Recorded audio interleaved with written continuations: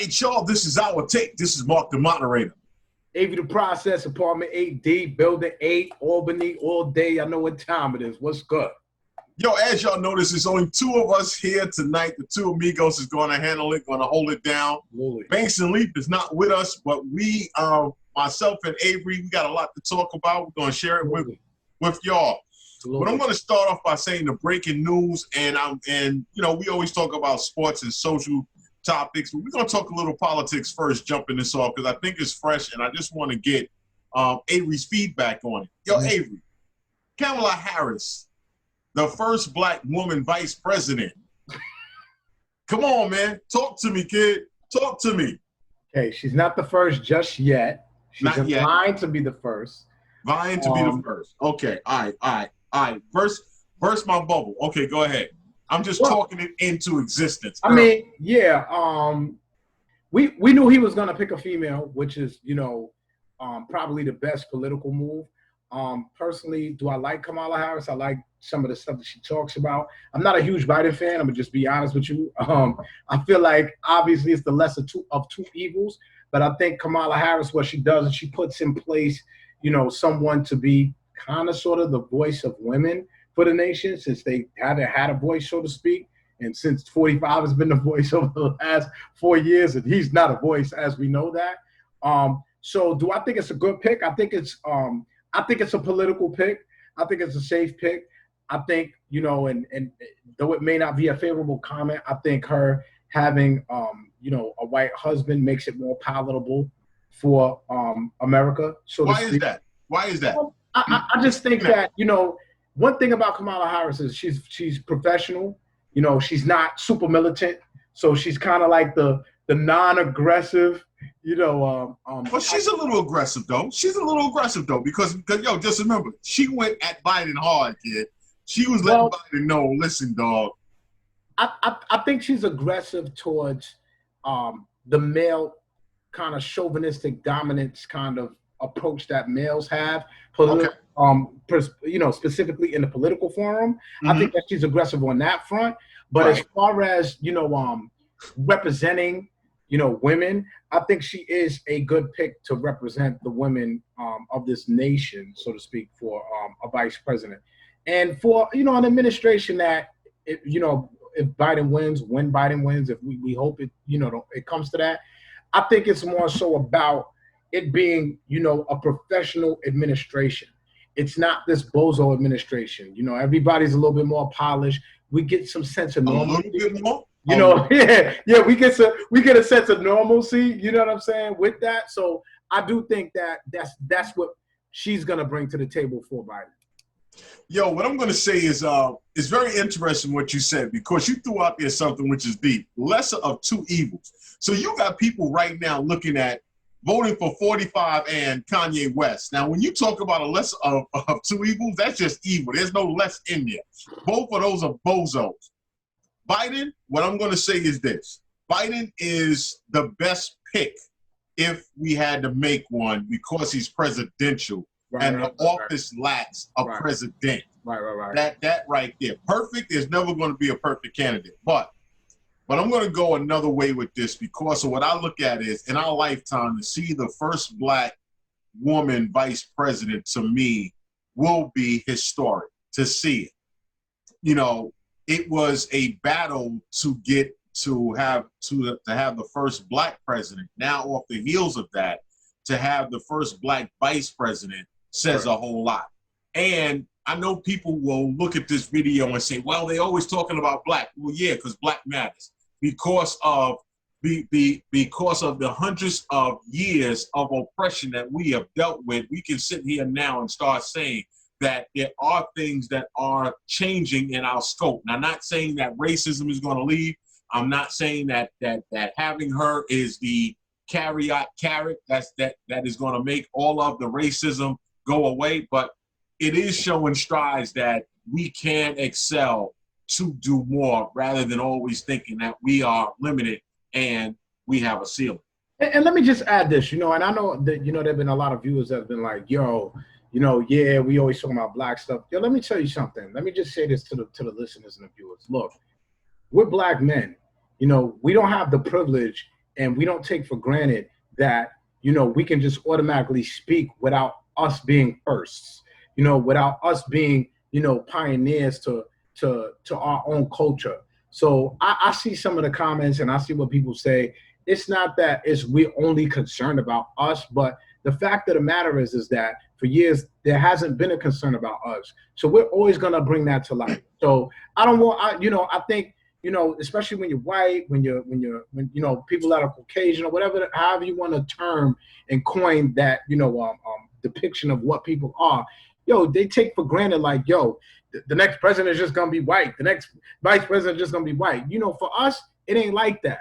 So when we get that opportunity, we're gonna speak it, and we're gonna speak it to existence. So I want to make sure that we're very clear about that. Nah, but you know what, partner, let me say it to you, because you just hit on something that's really real.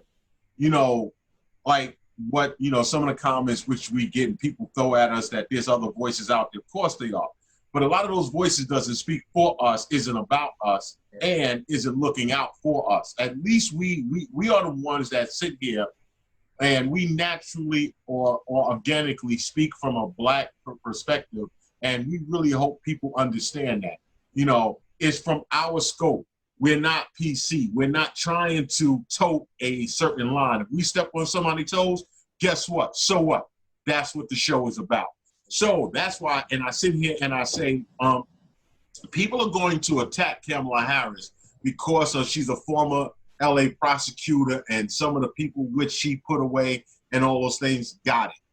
At the end of the day, we have to start, and yo, Avery, if you remember the conversation that I had with, with Banks when he made the analogy with the T-shirts. What did I say? If you get the T-shirt, are you going to appreciate it? Right. Now you have a Black woman possibly sitting in the White House. Will you appreciate it? Will you get out there and vote? And not if you can't get out there and vote. What I'm going to say to you is this, yo, mail in your ballot. Yeah, man. Like, listen, this idea, and I know that this is always out there, you know, that our vote doesn't do anything. You know, I always lean toward the side of perhaps you're right, but somebody died for me to do so. I just want to make sure that people understand that we have a right that people have died for us to do. Also, Rome wasn't built in a day. Can we please stop this idea that, you know, things just happen overnight? Well, why our vote don't matter for this, or please, everything takes blocks to build on. Everybody had Legos back in the days. You didn't start at the top of the high rise. You build from the bottom Great up. example. Please, let's start building from the bottom up. We may not agree on everything, but if you and I could come to some sort of agreement on where we need to go, that's the most important piece. And that's why I think people be missing a lot, especially when it comes to voting. Yo, you know what, Abe, what you saying that, man, and it's real, because like you said, and I don't want to stick on the point of, yes, our ancestors died for the right to vote, but they also did something else. They made the way for us to vote. They believed in voting was going to make a difference. Having a voice in the process was a difference. Women fought for the right to vote as well. Women put themselves on the front line for the right to vote. Women did not have the right to vote years ago. They had to fight for that right. And now that they have it, you get the opportunity to exercise your right to vote. Now, people say it doesn't matter. Come on, man. Listen, if voting didn't matter, then the GOP would not be doing all the things that they're doing to stop you from voting. Right. Obviously, it matters. It makes a difference because they want to have the power. Power lies in people voting. And this is why right now you see the bullshit which you see coming out of Washington, because of the fact is that you have a jackass for a president that is doing all this nonsense and lies constantly. Voting matters, man. Wake up and realize that you can change around what this world is. And in November, if you mail out your ballot, you vote right and change the scope of what's going on in that damn ugly house. I can't even call it a White House. And let me just add this. For all the people, you know, again, we could agree to disagree on voting all day. You don't have to agree with me. I just say just vote. You know what I mean? And make sure you vote in a way that's going to have an effect that this clown doesn't get in office again. I say just make sure you vote. But let's be very clear about this, y'all. Let's not sit there, say, I ain't voting, I'm not doing this, and then have 4 years of y'all putting up memes, wondering why y'all ain't got this, wondering why this is happening. Y'all the same people that sit there and say I don't vote. So don't tell me about the effects of it and say how bad the country is and all of this nonsense if you ain't have a stake in the game. That's all I'm saying. Don't tell me about it, guys. Don't tell me. Yo, that's a great point, Abe, because, yo, people do that in a heartbeat. Turn around and don't vote, but then at that complain. Yeah, man. And then, the first thing, but I ain't vote anyway. That's why I ain't vote. That's why I didn't do it. No, dog, you ain't do it because you ignorant. Let's just keep it real. That's what it comes down to. It's not, voting. And, let me say this right now. If y'all really understood, and a lot of people need to brush up on politics, because if you understood right now, if Congress was Democrat right now, there's a lot of things that this dude could not be able to do if Congress was Democratic right now. And the fact is not, and that's why these elections for senators, these mid-elections are very important. If y'all want change, you cannot put it down to just the president. It is the mid-level elections which are the most important. Yeah, and just to piggyback off that, change don't come on what you post on social media. Please remember that, y'all. Change don't necessarily come on. Change does not come on you speaking ill or you speaking or dropping knowledge on social media. Please, can y'all stop that? A lot of stuff that people put up is false. Even with Kamala Harris coming in as vice president, a lot of stuff they're going to put up is false. A lot of stuff they're going to put up is inaccurate. So please, don't be one of those trending posters, okay? It trends, so let me post it and it sounds good. No, cast your ballot, mail in your ballot, and let's get it done like that. Y'all want to see some true change. And if you don't want to vote, because I get a lot of people saying, well, the presidency, it starts at the lower local levels too. A lot of people don't even vote for that. A lot of people sit around talking about, my taxes is high, especially as us living in New York. Wild tax. You be the first dude that ain't at the ballot when it come to vote for your school budget. You be the first dude. So come on, y'all. Please miss me with that, y'all. There's a dude that's sitting in jail serving a life sentence for stealing a pair of hedge clippers, kid. It went to the Supreme Court.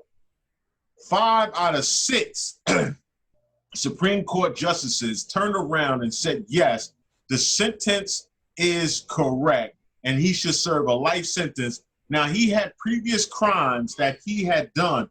None of the crimes was violent. He stole different things. That does not deserve life. When you are voted in Supreme Court justices that are sitting on that bench and doing things like that, that's when you look at the system and you're a part of the system that you keep allowing, because you are not either voting or knowing who you're voting for. And that's where the power stands at. That's why voting is so important. That's why what Avery just said is so important, because those local elections is going to affect you more than that president does. Absolutely. Wake up. Let me tell you something. It's so crazy. You realize the effect of voting. And where I live at, we have our own sanitation. Right. You know what I'm saying? And they were ready to close the sanitation. You know about this ball. Yep. And I was like, I'm voting for these dudes. You know what I'm saying? I'm voting. I want my own sanitation. I don't want this town to come in and wishy-washy, not pick up stuff. I want my town to be cool. I'm vested in my community. Right. Voted for these dudes. And I remember, I'm putting my garbage out on a holiday. And the dude came by and he was like, I can give you a ticket for that. You can't put your garbage out because I'm not taking the garbage out. And I'm like, my man, I voted to make sure you kept your job, right, homie? So I know the importance and the lens of how important voting is and where it gets us. So let's not pretend. People need to stop that, man. Stop spewing. Nah, 100, kid, 100. Y'all, this is Our Take, talking politics, man. Listen, we talk about it all. We always going to shift it up, change it up, make it happen. Thank y'all for tuning in, man. This is Our Take. Peace out to Leaf and Banks at the same time. Peace. One.